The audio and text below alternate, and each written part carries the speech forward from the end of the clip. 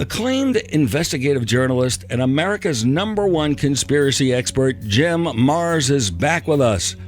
He's been with us for many, many years. So many interesting books. Among his books, Our Occulted History, The $1 Trillion Conspiracy, The Rise of the Fourth Reich, Rule by Secrecy, Alien Agenda, and Crossfire, The Plot That Killed Kennedy. His latest book, Population Control, How Corporate Owners Are Killing Us. This might be one of the most provocative of all the books that he has out. Jim, it's great to have you back on the Allan Handelman Show. Hey, Allan, it's always good to be with you. And yes, this book is probably going to raise a lot of controversy, but I think it's maybe one of the most important ones that I've done. And the reason for that is that I think when we look at the issue of what they are doing to us as far as bad air, bad food, bad water, bad vaccines, bad fracking, radiation from cell phones and from computers. This has gone beyond politics and even philosophies. I think we're into the area now of self-defense. They want you dead. Prince Philip of the UK, sometime back, I think he summed it up when he said if there is reincarnation, he wants to come back as a deadly virus to help solve the overpopulation problem. They truly believe that the basic problem in the world is overpopulation, and they want to do something about it. And they want to reduce the world population to about 500 million. Well, actually, especially if you live in a crowded city, that may sound like a pretty good idea. Except, wait a minute, that begs the question. The current world population is 7.5 billion. So if they reduce it to 500 million, what happens to the other 7 billion of us? And more importantly, who's going to decide who stays and who goes? And the way they're thinking, the ways they're using to kind of control the population, I want to get into. But tell everybody what the Georgia Guidestones are. Well, the Georgia Guidestones is simply a granite monument that was constructed in Georgia some years ago. It's kind of mysterious in that it was commissioned by a man named R.A. Christian, which turns out to be a pseudonym. That wasn't his real name. So we don't know really actually who was behind it, but everyone who's studied these Georgia Guidestones seems to feel that they reflect the views of, I don't know, what you want to call the New World Order, I suppose, or the Occupy movement calls them the 1%, or the Committee of 300, or the Illuminati, whatever you would call them. It's a small clique of people who apparently are trying to run the world. And the very first admonition on the Georgia Guidestones says, maintain humanity under 500 million in perpetual balance with nature. Well, that sounds really good, but again, what about the rest of us, This is interesting to me, the explosion of prescription drug use and the deadly medications are out there. And you say that this is a thought-out process that people are pushing. Talk about these prescription drugs. I mean, you can't get away from the lawyers on TV talking about bad drugs. It's true. And particularly the thing that's really causing the problem are these SSRI drugs or the psychotropic drugs. For example, Allan, when I was a young guy growing up in Texas, we had guns, and we took guns to school. And we had them in the racks of our pickup trucks, okay? Nobody shot anybody. It's just been in recent years that all of a sudden, and with just cause, we're becoming more and more concerned about these school shootings and about these mass shootings. For instance, that tragic shooting in Charleston. Yeah. And then you look at the guy they caught, Foote, okay, get past it all. He's on the drugs. He's on these drugs. Virtually every single mass murderer, every single school shooter, it has been on these psychotropic drugs. And number one, the only reason I can't say for definite that all of them are, that in some cases, such as this guy Cho at Virginia Tech, they've sealed his medical records. So you can't find out exactly what he was on. But we know he was undergoing psychiatric treatment, which meant they probably had him on the psychiatric drugs. And so there's the problem, not guns. But that's all the major media can talk about. And why is that? Because you don't see any gun ads on TV, but every other ad is a drug ad. And so their largest advertiser are these pharmaceutical corporations, and they don't dare come out and try to tell everybody that the basic cause of these school shootings, teen suicides, veterans suicides, are these psychiatric drugs. Now, here's a scary one for you, Allan. They estimate that more than 25 million Americans are on these SSRI drugs. Now, and yet the material will tell you, and the studies have shown, that they promote suicidal and homicidal tendencies. So if only 0.1% of these people become violent over these drugs, that means there's 25,000 potential mass murderers running around out there. Yeah, one of the drugs they advertise on television, one of the side effects is suicide. They talk about it. That's when they start, at the end of the commercial saying, be careful of these possible things. I guess it's kind of interesting to me at the same time that they're promoting all these drugs and doctors are prescribing drugs more than ever. At the same time, they've been busting people for recreational drugs. Most of them are not as dangerous, marijuana in particular. Yeah. This drug war, talk about the drug war in reference to this plan. Well, let me ask you, because I know you're up on this. Tell me exactly how many people have died from an overdose of marijuana? Zero, none. Zip, none, nothing, nobody. And yet there are still people being put in jail and hounded and, by law enforcement for, thankfully, some of the states have begun to legalize pot, but there's still plenty that haven't. Right here in my home state of Texas this year, they almost put this 16-year-old kid, gave him life in prison because they caught him with some marijuana-laced brownies, and the way the law reads, they got to use the full weight of the brownies, not just the pot, and that put him into a heavy felony.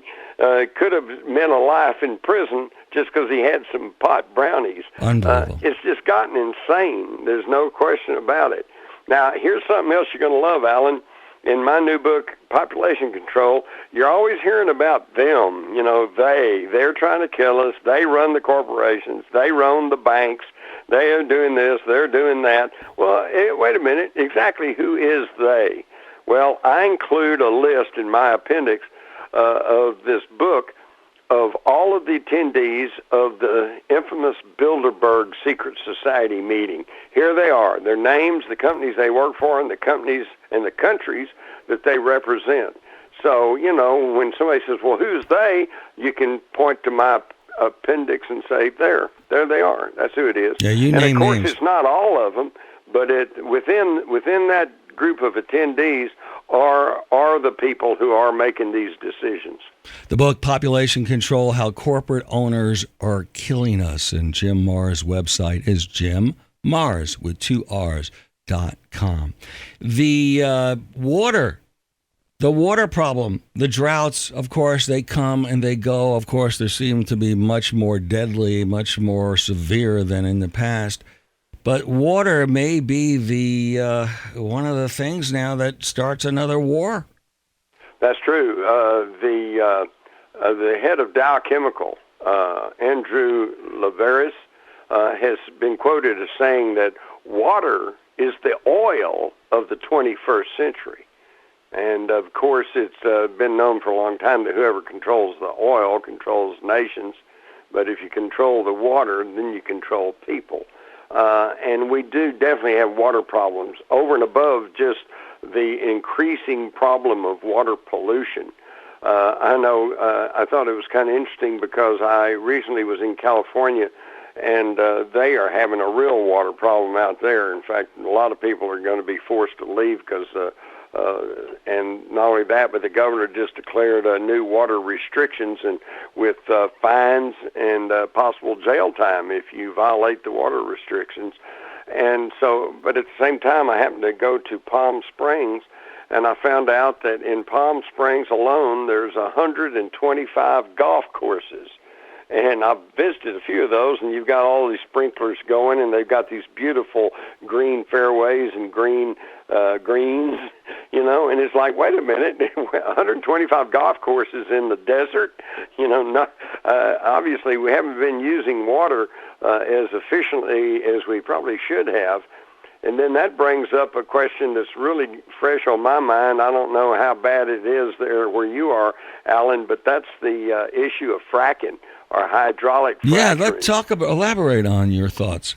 Okay, well, number one, this is a dangerous and costly procedure that was developed by Halliburton, okay, thank you, Dick Cheney, years ago, where they inject wells with up to 8 million gallons of water, including lots of hazardous chemicals such as lead, uranium, mercury, hydrochloric acid, formaldehyde, and then by pumping this water under pressure underground and sometimes even putting ball bearings down there to keep the cracks open, they are cracking the underground strata with the idea that to bring out more gas and oil.